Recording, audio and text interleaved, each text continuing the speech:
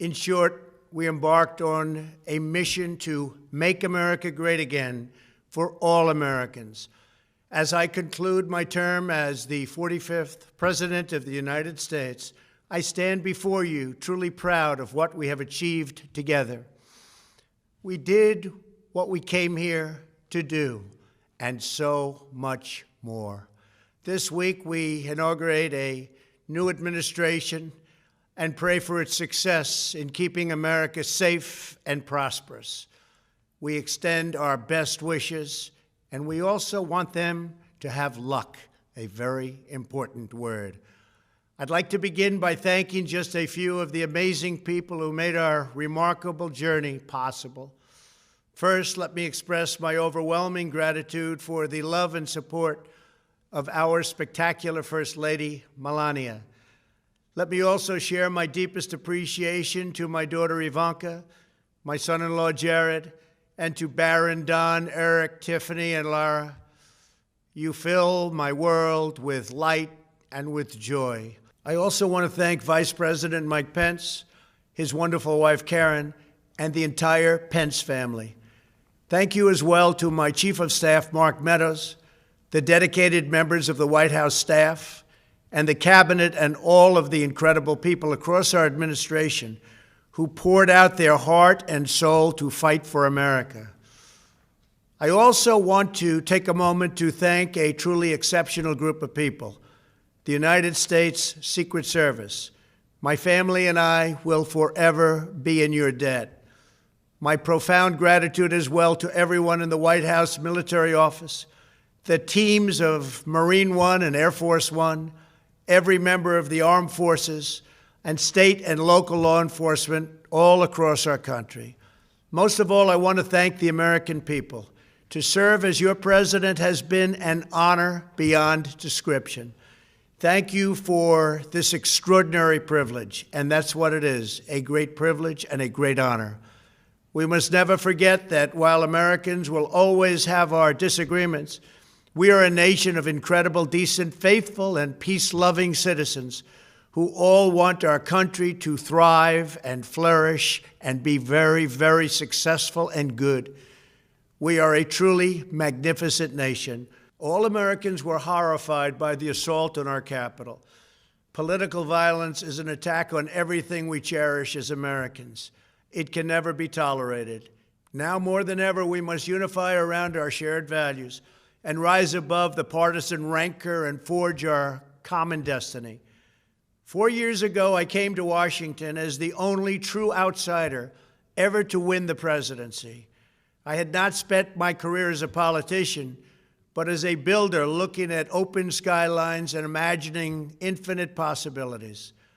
I ran for president because I knew there were towering new summits for America just waiting to be scaled. I knew the potential for our nation was boundless as long as we put America first. So I left behind my former life and stepped into a very difficult arena, but an arena nevertheless with all sorts of potential if properly done. America had given me so much, and I wanted to give something back. Together with millions of hardworking patriots across this land, we built the greatest political movement in the history of our country. We also built the greatest economy in the history of the world. It was about America first because we all wanted to make America great again. We restored the principle that a nation exists to serve its citizens. Our agenda was not about right or left. It wasn't about Republican or Democrat, but about the good of a nation, and that means the whole nation.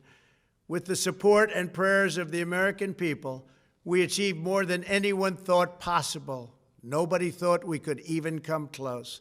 We passed the largest package of tax cuts and reforms in American history. We slashed more job-killing regulations than any administration had ever done before. We fixed our broken trade deals, withdrew from the horrible Trans-Pacific Partnership and the impossible Paris Climate Accord, renegotiated the one-sided South Korea deal, and we replaced NAFTA with the groundbreaking USMCA. That's Mexico and Canada, a deal that's worked out very, very well. Also, and very importantly, we imposed historic and monumental tariffs on China, made a great new deal with China. But before the ink was even dry, we and the whole world got hit with the China virus. Our trade relationship was rapidly changing. Billions and billions of dollars were pouring into the U.S., but the virus forced us to go in a different direction. The whole world suffered, but America outperformed other countries economically because of our incredible economy and the economy that we built. Without the foundations and footings, it wouldn't have worked out this way. We wouldn't have some of the best numbers we've ever had. We also unlocked our energy resources and became the world's #1 producer of oil and natural gas, by far. Powered by these policies, we built the greatest economy in the history of the world. We reignited America's job creation and achieved record low unemployment for African Americans, Hispanic Americans, Asian Americans, women, almost everyone. Income soared, wages boomed, the American dream was restored, and millions were lifted from poverty in just a few short years. It was a miracle. Stock market set one record after another, with 148 stock market highs during this short period of time, and boosted the retirements and pensions of hardworking citizens all across our nation. 401ks are at a level they've never been at before. We've never seen numbers like we've seen, and that's before the pandemic and after the pandemic. We rebuilt the American manufacturing base, opened up thousands of new factories, and brought back the beautiful phrase, "Made in the USA." To make life better for working families, we doubled the child tax credit and signed the largest ever expansion of funding for child care and development. We joined with the private sector to secure commitments to train more than 16 million American workers for the jobs of tomorrow. When our nation was hit with the terrible pandemic, we produced not one, but 2 vaccines with record-breaking speed, and more will quickly follow. They said it couldn't be done, but we did it. They called it a medical miracle, and that's what they're calling it right now, a medical miracle.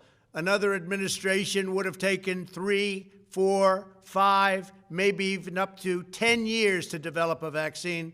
We did it in 9 months. We grieve for every life lost, and we pledge in their memory to wipe out this horrible pandemic once and for all. When the virus took its brutal toll on the world's economy, we launched the fastest economic recovery our country has ever seen. We passed nearly $4 trillion in economic relief, saved or supported over 50 million jobs, and slashed the unemployment rate in half. These are numbers that our country has never seen before. We created choice and transparency in healthcare, stood up to Big Pharma in so many ways, but especially in our effort to get favored nations clauses added, which will give us the lowest prescription drug prices anywhere in the world. We passed VA choice, VA accountability, right to try, and landmark criminal justice reform. We confirmed 3 new justices of the United States Supreme Court. We appointed nearly 300 federal judges to interpret our Constitution as written. For years, the American people pleaded with Washington to finally secure the nation's borders. I am pleased to say we answered that plea and achieved the most secure border in U.S. history. We have given our brave border agents and heroic ICE officers the tools they need to do their jobs better than they have ever done before, and to enforce our laws and keep America safe. We proudly leave the next administration with the strongest and most robust border security measures ever put into place. This includes historic agreements with Mexico, Guatemala, Honduras, and El Salvador, along with more than 450 miles of powerful new wall. We restored American strength at home and American leadership abroad. The world respects us again. Please don't lose that respect.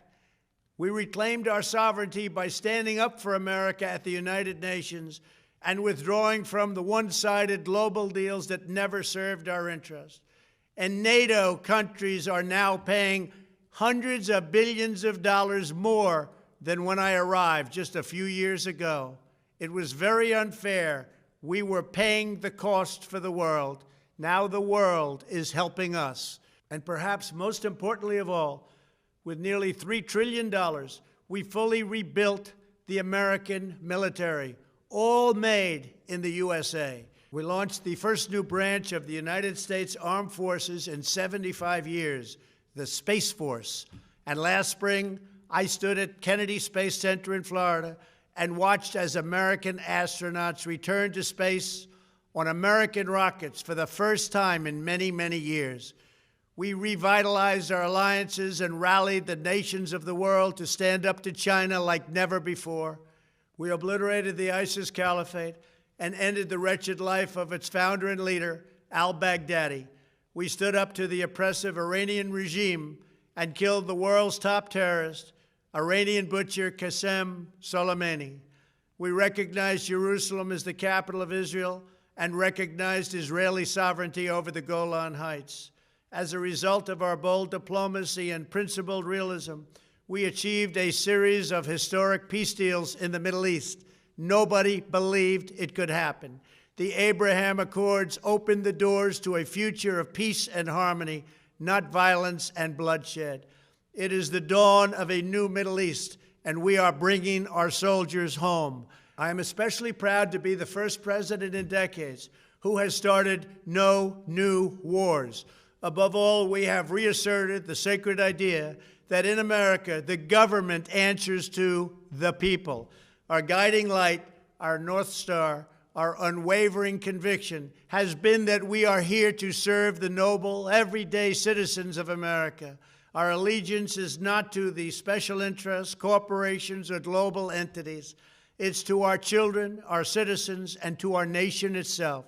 As president, my top priority, my constant concern, has always been the best interests of American workers and American families.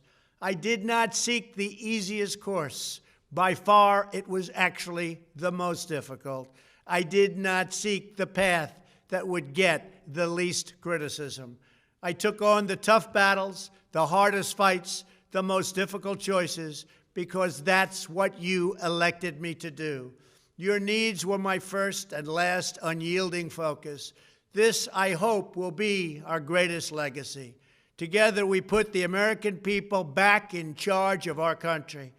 We restored self-government. We restored the idea that in America, no one is forgotten because everyone matters and everyone has a voice.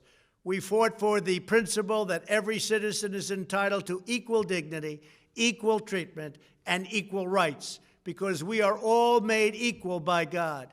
Everyone is entitled to be treated with respect, to have their voice heard, and to have their government listen. You are loyal to your country, and my administration was always loyal to you. We worked to build a country in which every citizen could find a great job and support their wonderful families. We fought for the communities where every American could be safe and schools where every child could learn. We promoted a culture where our laws would be upheld, our heroes honored, our history preserved, and law-abiding citizens are never taken for granted. Americans should take tremendous satisfaction in all that we have achieved together. It's incredible. Now, as I leave the White House, I have been reflecting on the dangers that threaten the priceless inheritance we all share. As the world's most powerful nation, America faces constant threats and challenges from abroad. But the greatest danger we face is a loss of confidence in ourselves, a loss of confidence in our national greatness. A nation is only as strong as its spirit. We are only as dynamic as our pride. We are only as vibrant as the faith that beats in the hearts of our people. No nation can long thrive that loses faith in its own values, history, and heroes, for these are the very sources of our unity and our vitality.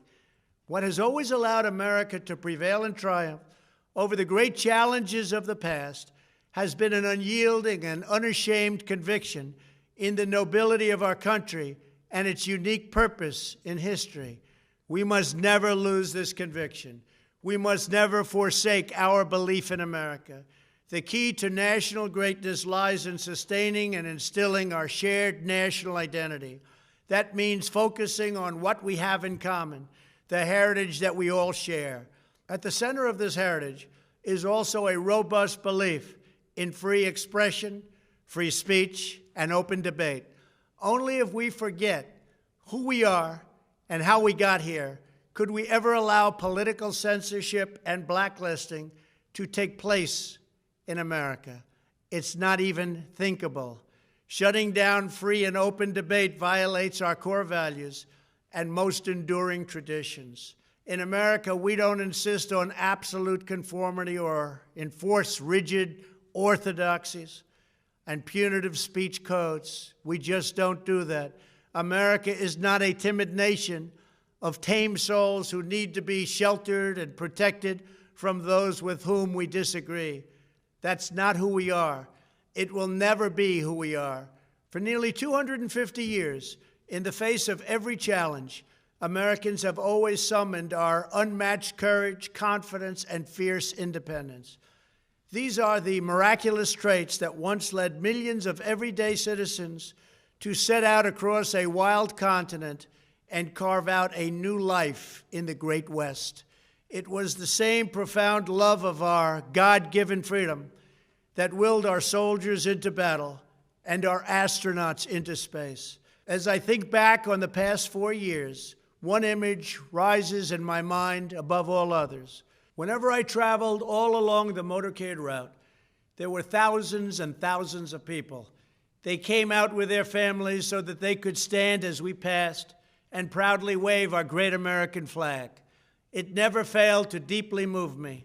I knew that they did not just come out to show their support of me.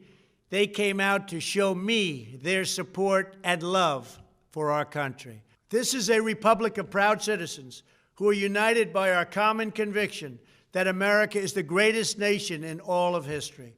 We are and must always be a land of hope, of light, and of glory to all the world. This is the precious inheritance that we must safeguard at every single turn. For the past 4 years, I have worked to do just that. From a great hall of Muslim leaders in Riyadh to a great square of Polish people in Warsaw, from the floor of the Korean Assembly to the podium at the United Nations General Assembly, and from the Forbidden City in Beijing to the shadow of Mount Rushmore, I fought for you, I fought for your family, I fought for our country. Above all, I fought for America and all it stands for, and that is safe, strong, proud, and free. Now, as I prepare to hand power over to a new administration at noon on Wednesday, I want you to know that the movement we started is only just beginning. There's never been anything like it. The belief that a nation must serve its citizens will not dwindle, but instead only grow stronger by the day. As long as the American people hold in their hearts deep and devoted love of country, then there is nothing that this nation cannot achieve. Our communities will flourish. Our people will be prosperous. Our traditions will be. My fellow Americans, 4 years ago, we launched a